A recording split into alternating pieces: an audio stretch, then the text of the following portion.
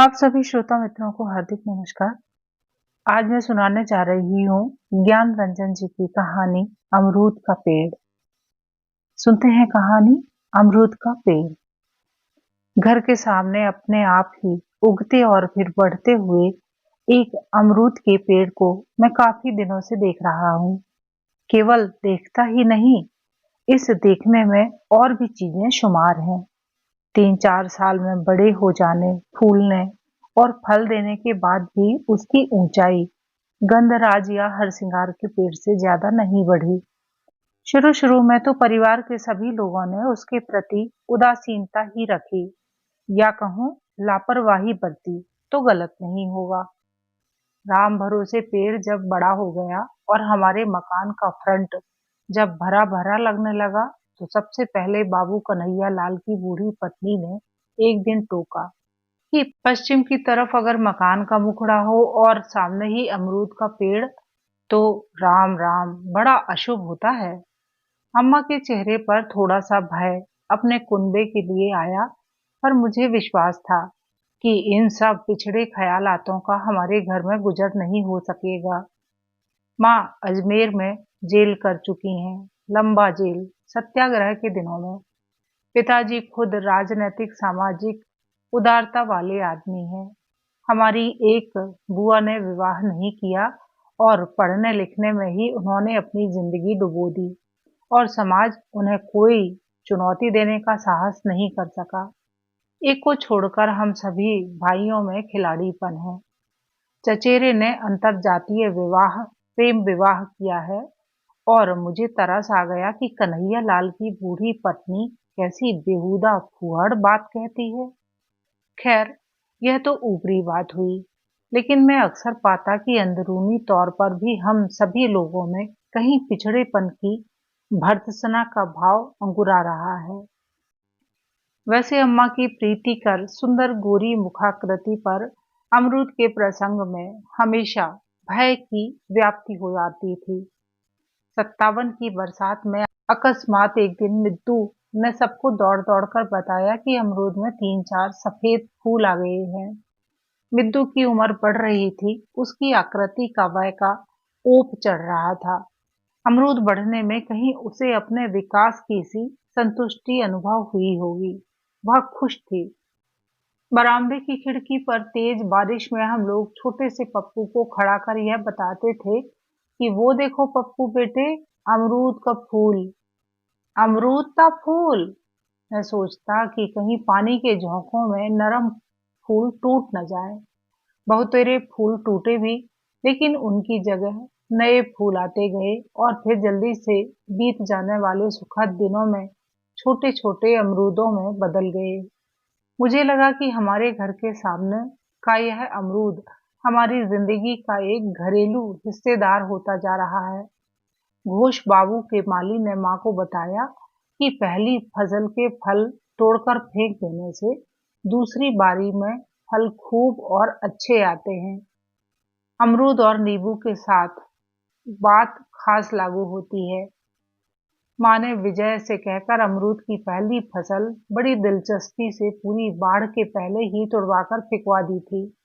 यह बात आसानी से महसूस की जा सकती थी कि माँ में विराट मातृत्व है, और वह भविष्य के लिए प्रतीक्षा कर सकती है, उसी तरह जैसे हर माँ अपनी संतान के लिए दीर्घ प्रतीक्षा किया करती है, और फिर भी उसको अपना स्वप्न अधूरा लगता है। जो भी हो, मुझे प्रसन्नता हुई कि अपशकुनी विश्वासों की जहरीली छाया हमारे कोमल मीठे अमरूद तरु पर नहीं पड़ी।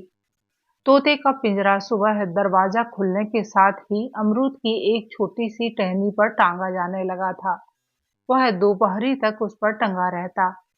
चुन्नू, मिद्दू और पप्पू ने फुर्ती से नाजुक फुनगियों तक चढ़ने की माहिरी इसी पेड़ से प्राप्त की। दशहरा, दीपावली, तीज त्योहार पर दीदी की जीभ जब सूरन खाने को लल जाती, तो अमरूद की पत्तियों में सूरत पकाकर स्वादिष्ट बनाने वाली जरूरत की पूर्ति भी वही पेड़ करता था। कहते हैं कि अमरूद की पत्तियों में सूरन को पकाने से सूरन गले में काटता नहीं है। लगने लगा था कि अमरूद का पेड़ जो ही हमारी एक बड़ी सुविधा है या हमारे अंदर आत्मीयता को निरंतर धनिक बनाने वाला कोष है। दूसरे बरस के जाड़े में पेड़ खूब लदा फदा था। अमरूद गोल छोटे मगर ललछर चित्तियों वाली जाति के थे। ढेपियां मुलायम होते ही लोग उन्हें तोड़ लेते और पूरे जाड़े जी भरकर घर में टमाटर और अमरूद का सलाद खाया गया।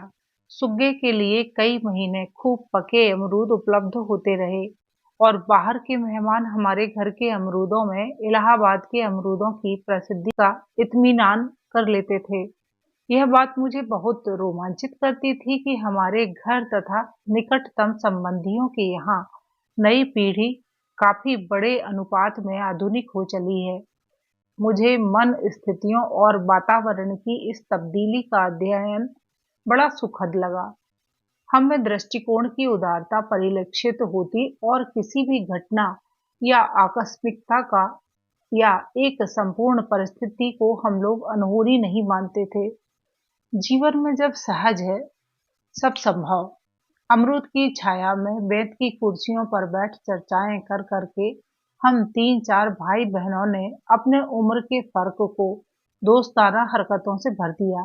प्रायः बैठकर नए नए विषयों को कुरेद कर कभी ताप और उग्रता के वशीभूत होकर भी बातचीत करना तेजी से हम लोगों के मनोरंजन और दैनिक निर्वाह का एक अंग होता जा रहा था। मैंने महसूस किया कि घर के बुजुर्गों के बारे में हम लोग अक्सर तुर्श भी हो उठते हैं। हाँ, लेकिन हमें इस बात की निश्चिंतता थी कि ऐसा होने में अवांछनीय कुछ भी नहीं है, अपितु यह अच्छी बात है। नई चीजें यूं ही बनती हैं, जैसे अमरूद का पेड़ हम लोगों के बीच अपशगुन के आरोपों को नष्ट करता हुआ धीरे धीरे बना और वह अब पूरे परिवार का एक खूबसूरत हिस्सा हो गया है। अमरूद फलता फूलता रहा और अब पप्पू ने एक निहायत छोटा सा झूला भी उस पर डाल दिया। इधर हम भाई लोग धीरे धीरे अलग अलग शहरों के भूगोल में जुदा तरीकों की नौकरी के लिए बंटने लगे। यह कोई असामान्य बात नहीं थी, सिवाय इसके कि घर के अलग होने में थोड़ा बहुत मानसिक क्लेश सबको होता था। जिस दिन मैं नौकरी पर जा रहा था, माँ रो रही थी, इसलिए मैं शीघ्रातिशीघ्र घर छोड़कर निकल जाने को तत्पर था। जमुना पुल पर डूबी हुई सांझ में नदी पर से भारी मन गुजरते हुए सबसे ज्यादा माँ और अमरूद के पेड़ की याद आई। माँ की याद इसलिए क्योंकि वह दुर्बल है और हम लोगों को न समझ पाकर क्रमशः जड़ होती जा रही हैं, और अमरूद की याद इसलिए कि उसके माध्यम से मैं अपने अंदर एक जागृति का भान करता रहा। अमरूद का पेड़ मुझ में प्रतीकों का निर्माण किया करता और फिर एक नए संसार की कल्पना में मैं निमग्न हो जाता। इस ट्रेन यात्रा में और अनेक बार मैं इस नए संसार में डूबकर शक्ति और आत्म संतुष्टि पाता रहा हूँ। अमरूद के पेड़ के प्रति समर्थन और राग मेरे मन में यूं भी एकत्र हो आया, क्योंकि बाद में कई लोगों ने घर के सामने अमरूद होने को अशुभ बताया और पेड़ को तुरंत कटवा देने की सलाह दी। माँ पर छा जाने वाला स्वाभाविक भय हमें नागवार गुजरता, लेकिन ऐसा लगता जैसे माँ हम लोगों के अंदर पैदा होने वाले नए और बलिष्ठ ख्यालों के प्रति असहयोग कर रही हैं। जब जब अशुभ के ठेकेदारों ने अमरूद की बाबत कुछ कहा, घर के हम सब बच्चे क्षुब्ध हो उठते थे। वस्तुतः यह गुण हमें हमारे बुजुर्गों से ही मिला था। इस निर्णय पर हम लोग तब पहुंचे जब एक समाज शास्त्रीय बोध हमें स्पर्श करने लगा था। जीवन नए अनुभवों में गुजरने के मध्य व्यतीत होता रहा। मिद्दू ने राखाल के साथ कुछ अमरूद भिजवाए थे और खत लिखा था कि इस बरस जबकि अमरूद भरपूर आया है, कोई घर पर नहीं है, तथा नम कर देने वाली जज्बाती बातचीत के कई नाजुक टुकड़े। पिताजी की चिट्ठियां हमेशा ही कुछ दूसरे प्रकार की रही हैं। उनमें एहसास की चादर ओढ़ने का प्रयत्न या दबाव रहता है। मैं देखता हूँ कि थोड़े समय में ही दुनिया में बहुत परिवर्तन हो गया है और यह परिवर्तन तेजी से दूसरे परिवर्तन की भूमिका बनता जा रहा है।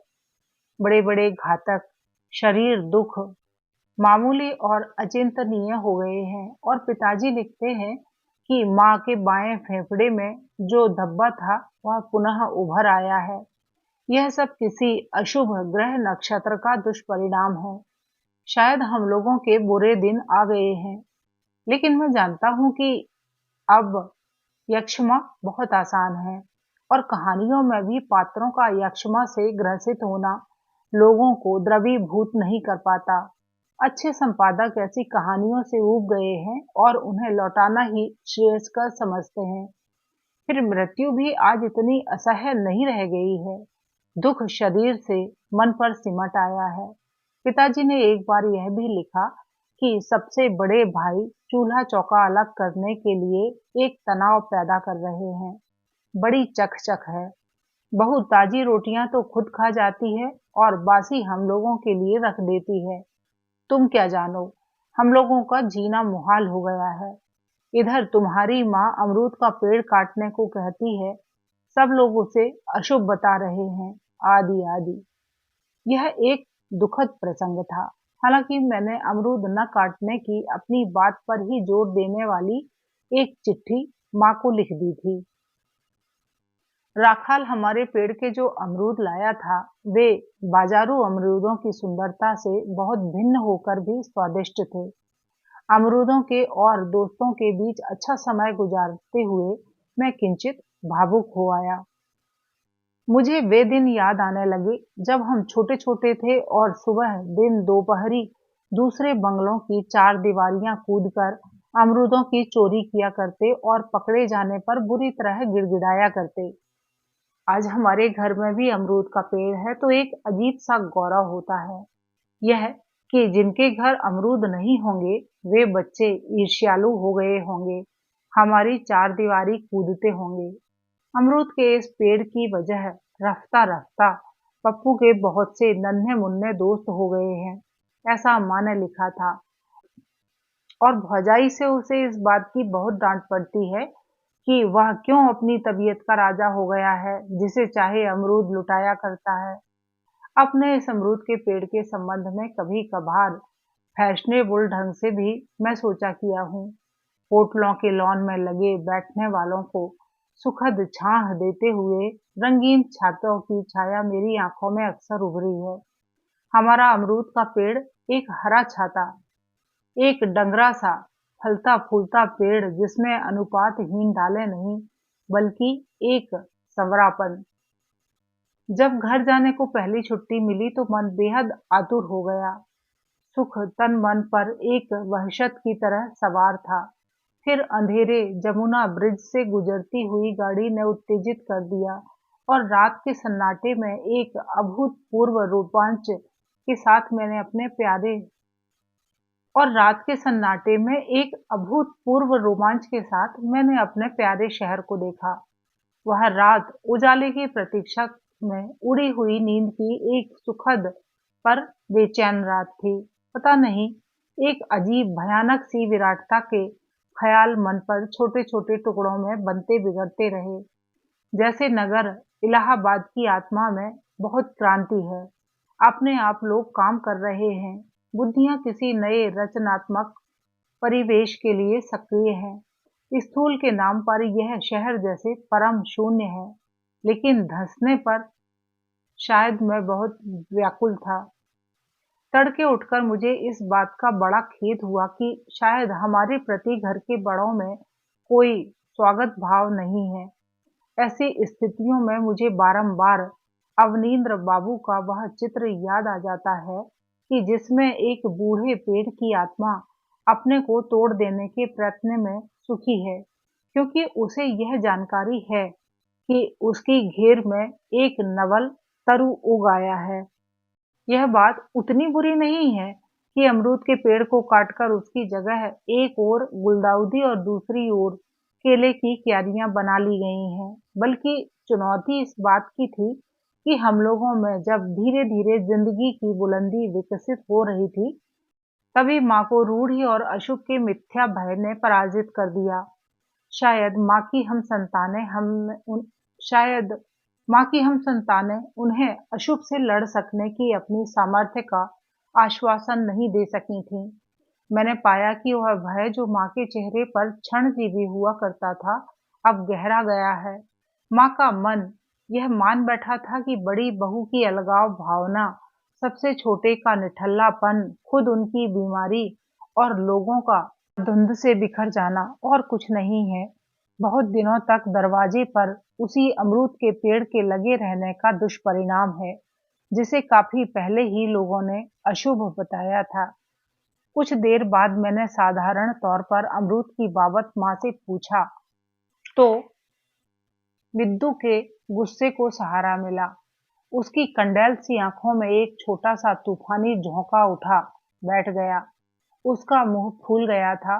मेरे लिए तसल्ली बस इतनी थी कि मुझे उसका क्षोभ अच्छा लगा, क्योंकि यह क्षोभ मौजूदा सामाजिक परिस्थितियों में निहायत जरूरी है, और क्योंकि यह जीवन का परिष्कार करता है, बशर्ते इस क्षोभ का संस्कार हो और उसे स्वयं पोसा तथा सहा भी जा सके।